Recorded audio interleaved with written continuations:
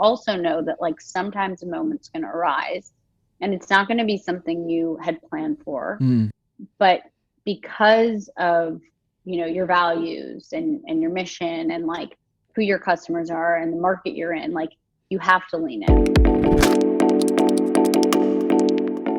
Welcome back to Marketing Conversations with Lamphouse Films, the show that brings you direct access to tips and insights from today's marketing thought leaders. I'm your host, Josh Henry. Today on the show, we have Meika Hollander, the president and co-founder of Sustain and the vice president of communications of Grove Collaborative, a certified B Corp dedicated to making it easier to find healthy home essentials. If you're enjoying the show, make sure to click the subscribe button and the notification bell to make sure that you don't miss out on any episodes. Also, if you're not yet a premium subscriber, check out the link in the description. It is totally free and you get bonus content every single week. Today's episode is all about having core beliefs as a company that drive your decision making and your marketing. Mika is a pro at this. She's been doing it her entire career. So without further ado, let's jump into the conversation. So I was pretty much like convinced that I would never start a business. I knew I would work in business, but I didn't want to start a business. Went to college, went to business school, got some outside of the family business experience. And then when I was graduating from business school, was like talking to my dad, and actually like he was trying to figure out what he was going to do next. He had just left Seventh Generation, and I was obviously figuring out what I was going to do with my career coming out of business school. And he resurfaced an idea he had many years prior to do a sustainable condom company, which he had said would be called Rainforest Rubbers, which I did not think was a good name for a brand, even though it's very funny and retro. And we ended up just spending a summer, he had sort of put a business plan together. I was giving him feedback on it. And I was, increasingly compelled by this idea. And I think for me, it was, interesting, yes, to build another sort of natural products company, this time in the sexual wellness category, with him as a legend and a expert.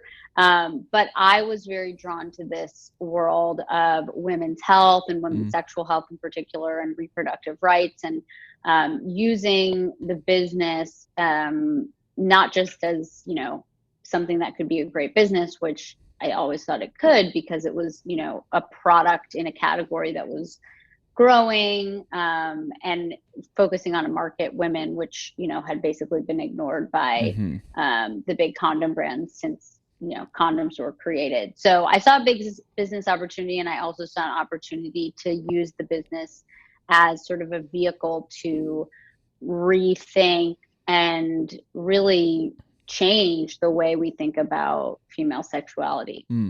It's always interesting when a company is trying to not just like work out their niche in a crowded marketplace, but really change the way that people are thinking about an entire category. That's a whole different like level of work that you don't just hire a CMO to like solve that for you. Like that's sort of built into the fabric of who the company is. Yeah, it was, a couple different like insights that helped us launch the business. And we started with condoms, one, because as I said, like we wanted to build the most sustainable condom in the world, which we did.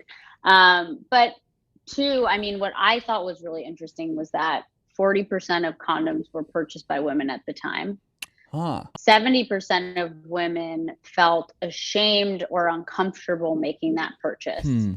And at the same time, less in terms of like hard and fast numbers and more just in terms of like societal norms.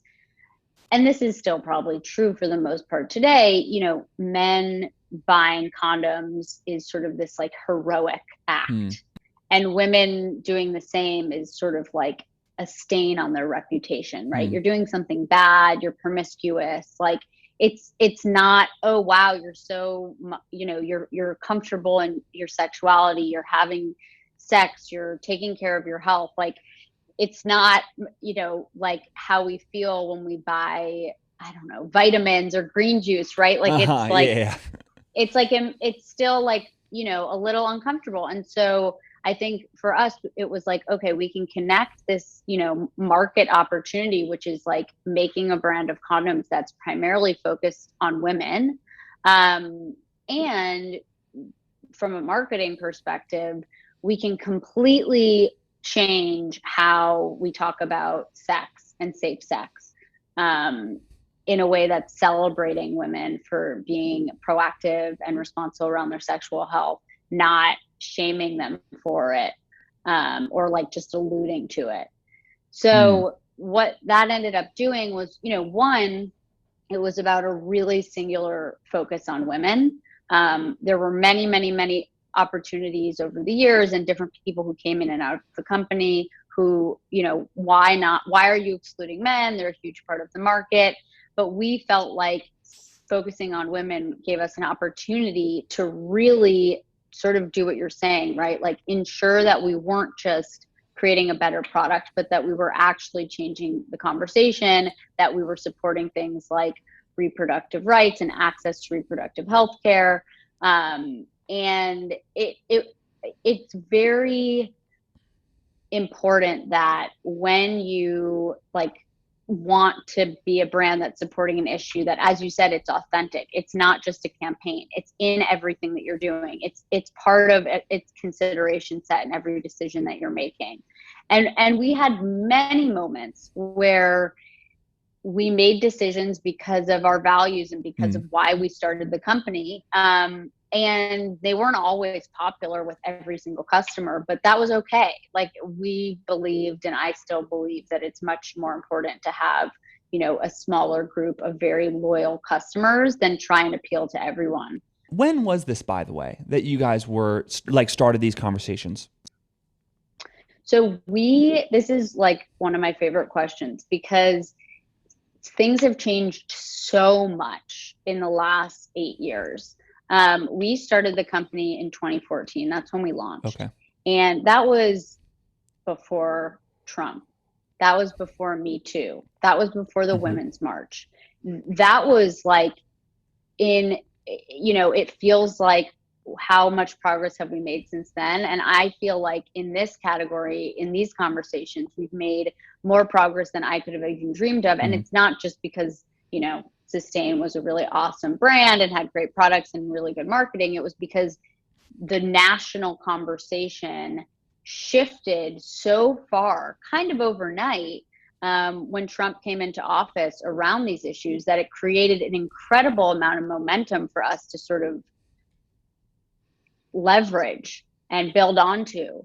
And we had already established ourselves as a company with great products, and we already were outspoken on these issues. So we were able to meet the moment in a very authentic way. Whereas, I think there were a lot of brands coming out of, God, what was that election? 2016. Like there were a lot of brands coming into late 2016, 2017 with this sort of like hashtag feminism branding. And it fell flat. It didn't last because they were seeing an opportunity that they could sort of tack onto, which is what you were saying before, versus like authentically embedding it into their brand. Yeah. You're the first person to put language to this that I've talked to. Because I think there was this social movement that took place by like having one bad example be elevated, that a lot of like sort of equal and opposite voices got elevated at the same time. It's like overnight. Oh my God, what you're doing is so important. Like what you said, right? Like passive, there was a lot of passive ness around women's reproductive health and reproductive rights. And then all of a sudden it was like, oh my God, it doesn't matter who I am. It doesn't even matter what my experience has been. I need to be outspoken and supportive of these issues, just as a woman or someone who identifies as female or a man. I mean, it doesn't really matter, right? So it was really, really interesting. And it was a huge reason that Sustain sort of was able to go from a very small, sort of like startup to a much more well-known name, especially obviously in the sexual wellness space. One thing that you touched on a second ago that I wanted to come back to is I think that there's this really significant movement in the marketing world that's happening where 8 years ago, 10 years ago, you could run a campaign that was sort of against your values and nobody really like followed up and asked questions. Like you could a clothing company could like run a campaign about like social justice but still be using sweatshops and nobody was like checking up on them to make sure that they weren't like, just fronting. And I think lately, and I think in part with the rise of like Gen Z to being like a big buying category, we're seeing that people are no longer really able to get away with that.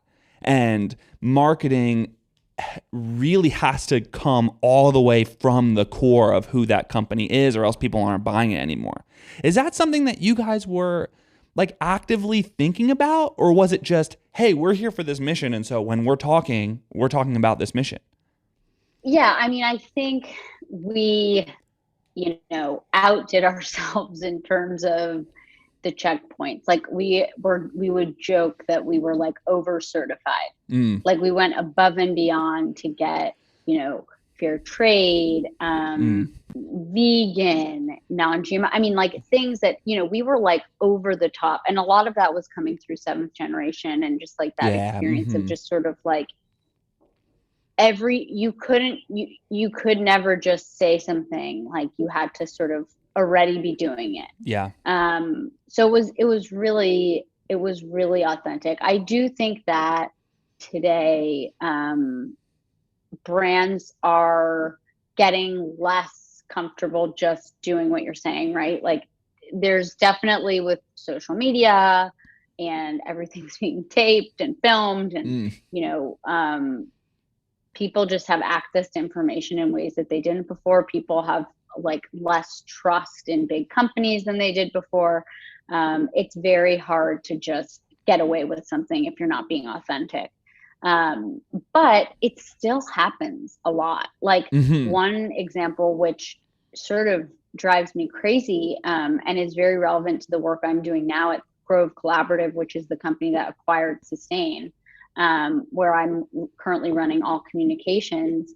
We, have been trying for the past year and been successful at sort of demystifying this idea around recycled plastic. You have all of the big CPG companies out there talking about, we're going to solve this plastic crisis. We're going to solve this climate crisis because we're going to use, 50% recycled plastic or 100% recycled plastic by 2030. I'm just making up an example, but sounds about right. Yeah, plastic is the number one problem in terms of like environmental impact from like CPG companies, consumer product companies, and recycling plastic is basically bullshit. Yeah, you can only do it like twice or something stupid. You know more about it than I do. Yeah, of course. I mean, not only that, but only 8% of plastic gets recycled, no matter how much we put in our recycling bins, period. There's no infrastructure to support anywhere near the amount of plastic America or the world is consuming.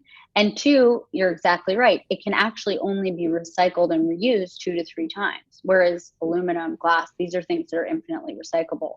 So you have these big companies sort of saying, hey guys, like we got this, like we're focused on plastic. We think it's a huge issue and here's how we're going to solve it. We're moving to recycled plastic. And it's just a lie. I mean, it's just greenwashing.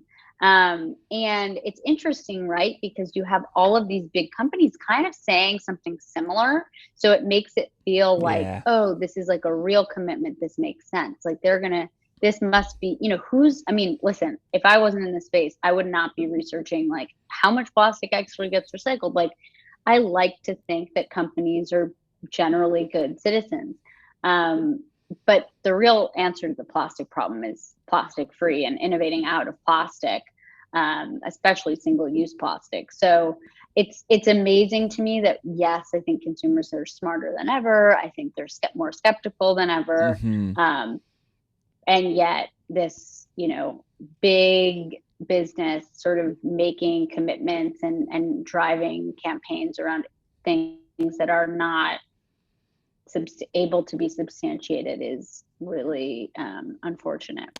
Yeah, and that's just also like a global trend in social media, is just making claims that like nobody's really fact checking. And I think again that's a movement that we're gonna, see people hopefully see solutions starting to arise. So how much of your marketing at Grove now is educational to try to like just inform people, like, because I know that type of information is the type of information that like my wife and I are just like reading on a blog all the time. And so is that a big part of your efforts to just try to like raise public awareness to that? Oh yeah. I mean, we at Grove last March, we announced that we were going to be 100% plastic free by 2025, which is a really ambitious goal, because we make and sell our own products and brands like Grove Co., our flagship line. We also sell a ton of third-party brands from really great partners like Seventh Generation and Mrs. Meyer's, and a bunch of smaller brands. So the idea that we'll be 100% plastic free by 2025 is kind of, crazy and ambitious. And as our CEO says, if we knew how to get there today, we would do it. So when we made that commitment, and sort of since then, we have this whole sort of ongoing initiative called Beyond Plastic, which is, on a product development side, very simply about innovating away from plastic. We've done that with shampoo. We've done that with conditioner, body care. We've moved a lot of our cleaning products out of plastic, and from a packaging standpoint. And then a huge part of this Beyond Plastic initiative is education, as you're saying. It's educating customers and just the media and consumers in general about the plastic crisis, talking about why the solutions that the big CPGs are proposing are not achievable, doable, realistic, et cetera. And why we have to be innovative, and we have to innovate out of plastic in order to solve this problem.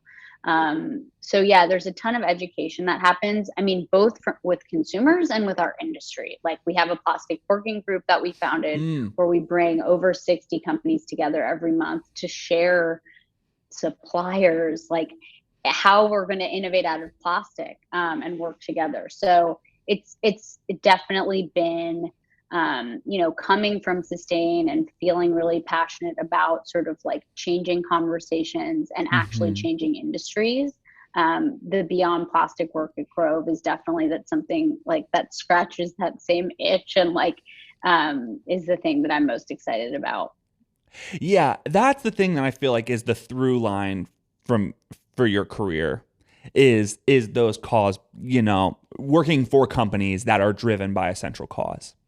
For people who are a few years back either creating companies or working marketing at companies that are cause based, or maybe aren't and are trying to like get over there, how did you guys stay anchored to your cause in your like communications, but then also just in the decision making at the company? Were there tools that you guys were using, or was it a company culture thing?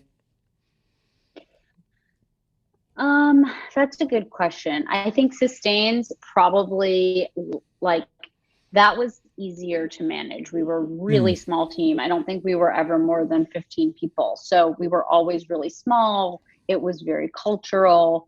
We had our mission statement. We had our vision statement. We were more able to gather together in real time and sort of make decisions based on our guiding principles. Grove is really, way bigger. I mean, we're over 1,000 people now. Oh, wow. And you have to set goals around these issues in order to incentivize people to prioritize them. Yes, you can screen when you're hiring to ensure people are passionate about the mission and all of that stuff. But unless you really have like goals and people collectively are responsible for hitting them, it's, you'll end up where people are going to prioritize something else over like staying true to this, right? Like it's not for us, it's like going plastic free. It's never going to be the cheapest option. It's never going to be the fastest option, but it's a goal that every single person shows up every day marching towards and makes decisions based on. Yeah. And that's really cool. Yeah, and you can say, hey, eventually we're going to be plastic free, but then there's like this, your bottom line is fighting that goal, but when you actually put a date on it and say, hey, we're moving in this direction until this day, I guess those decisions become a little bit clearer. Yeah. I want to zoom back to your mission and vision statement that you were talking about a second ago, because a lot of companies have mission and vision statements and a lot of employees just like don't know what they are. And so how is it that you made sure that mission and vision actually like permeated the culture? I know it's easier when there's not 1,000 employees, but just thinking back, can you remember how you guys kept the reins on that? That's a really good question. I haven't thought about that before. I mean, I think part of it was like leading by example a little bit, right? Like if anything, there was this really interesting tension between me and my COO, who was really like a partner to me in running the business, where I always, at any cost, wanted to do what I felt was aligned with our mission. And he was operational and sort of like more of the nuts and bolts of the business. And so could we always do every single thing that I wanted to do, even if it was like totally out of left field and like not really helping us get to whatever other goals were? Like, no, we couldn't do that all the time. But I think that sort of instinct and that energy that I was bringing into conversations helped remind people of like why we were here. But I actually think, so that was sort of like the everyday sort of like hum and drum of the business. But then it was also like, what do you do when there are these bigger moments culturally? Like, how does the business show up, and how do you show up for your employees, your customers and your employees? And I think those ended up being the moments where it was always, the way we showed up was in a way that reflected our values and our mission and all of that stuff.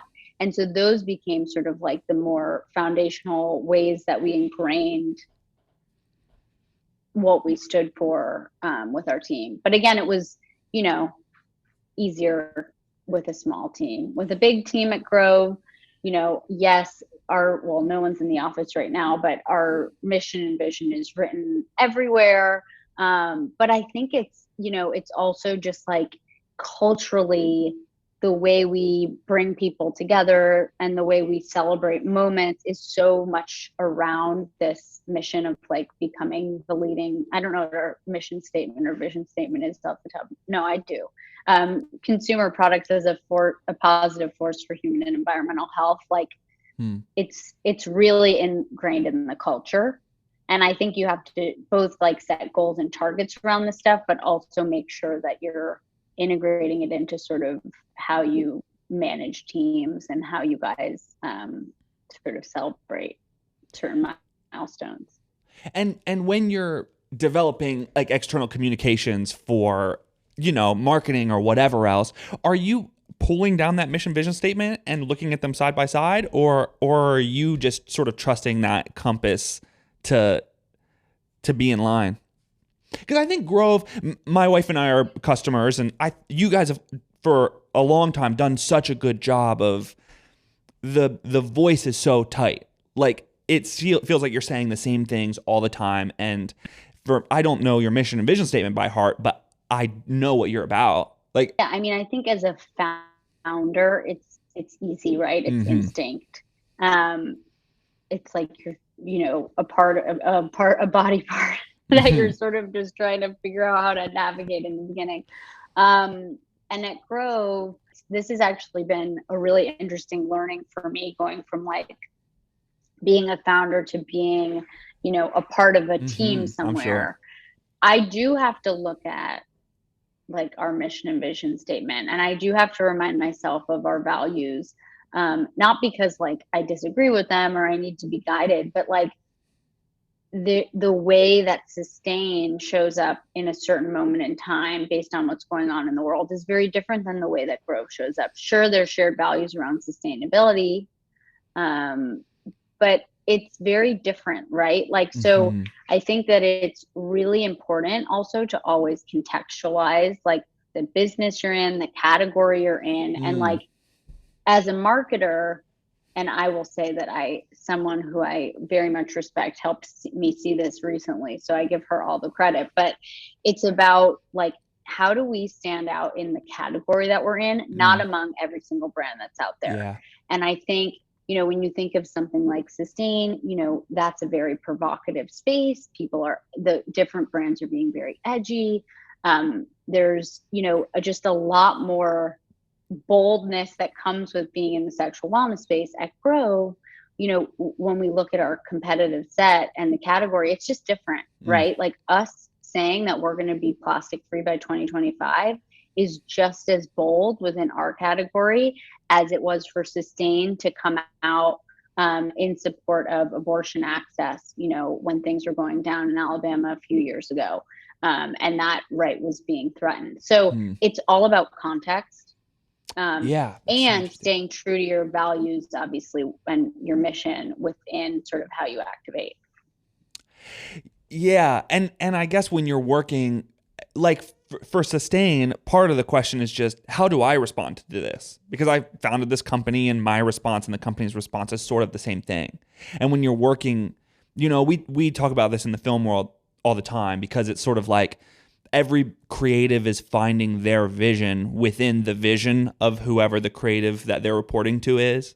And so it's like you're still expressing yourself, but it's not just sort of the raw, this is what I think about the circumstance. It's contextualized within that mission that Grove has like set forth for you. And I'm sure that's a very different like mental exercise to be thinking through. Yeah. It's totally different. Yeah. And it was really, frankly, for the first 6 months of, you know, joining Grove and kind of coming into my role at Grove and building the team, like it was really hard for me. I'm sure. Because I'd operated for so long around, you know, sort of having a business that was really the extension of my values, like very directly. Whether that was always good, you know, is up for debate, but that's just how it was. And so this was like, yeah, of course, I am very aligned with Grove's values and I'm very passionate about sustainability as I always have been, but it's not my gut instinct and how to react to something is not actually like, yes, listen to your intuition as a customer and consumer in the world and how you want to respond to this, but like, this is, you know, Mika is a person who has her own opinions, and this is about Grove, the company and the brand. So totally weird. I'm really happy I've gone through this experience though, just because it's been really like a huge growing opportunity for me. And I think I've become a much, you know, better marketer because of it. Yeah. And you've been there, what, 2 years now? About a year and a half. Okay, cool. Well, 2020 is time warp anyway, so it's all the same. Yeah, totally. So obviously, it's not just you either. There's a team that you're working with in communications at Grove, and I'm just curious to hear more about like how are you keeping that North Star in front of you while you guys are, you know, reacting to things that are happening and while you're putting out communications. Like what does that look like, team meetings, or does that look like what does that look like practically, like on a day-to-day for you guys? Well, so it's interesting. I think, you know, one exercise that someone shared with me a while ago was sort of like, in everything that you do from like a brand marketing perspective, you need to consider context, which is like what's going on in the world, what's the media talking about, what are consumers thinking about right now. You need to consider your customer, like what's going on specifically, like who is your customer and sort of how does that connect to what's going on from a contextual standpoint. And then the third piece of the triangle is, your product or your brand. Like why is this relevant, or does this make sense for us right now? So I try and use that sort of context, customer, brand, or product triangle in like whenever we're thinking about a new campaign, or how we're going to insert ourselves in a conversation that's happening in the media. But the other piece of it is like sometimes it's not, you can't use like data to make every decision. I think when it comes to communications, and when it comes to like just building a brand, like sometimes you do have to go with your gut. And there have been opportunities and moments where it's like, we've never done this before, or like this feels a little outside of our wheelhouse, but we want to grow our brand and we want to grow our impact. So we have to step out of our comfort zone. It just feels right now. So I think, marketing, and I'm talking more about brand marketing than like acquisition and retention marketing, which is totally different, although connected, is really about like, yes, try and ensure that like you're operating within a certain paradigm all the time that is addressing those three pieces of the triangle, but also know that like sometimes a moment's going to arise and it's not going to be something you had planned for or thought about. It may or may not be an issue you've taken on in the past, but because of your values and your mission and like who your customers are and the market you're in, like you have to lean in. Thanks for watching another episode of Marketing Conversations with Lamphouse Films. Lamphouse is a production company that focuses on film-centered marketing campaigns. If you want to chat with us about your next campaign, I would love to hear from you. My email is josh@lamphousefilms.com. If you haven't yet signed up for our bonus content, you are missing out. It is totally free. There's a link in our description, and you get bonus content every single week. If you haven't subscribed to the regular show, you know how to do that. The red subscribe button. Hit that notification bell to make sure that you don't miss out on any of our future episodes. We'll see you soon.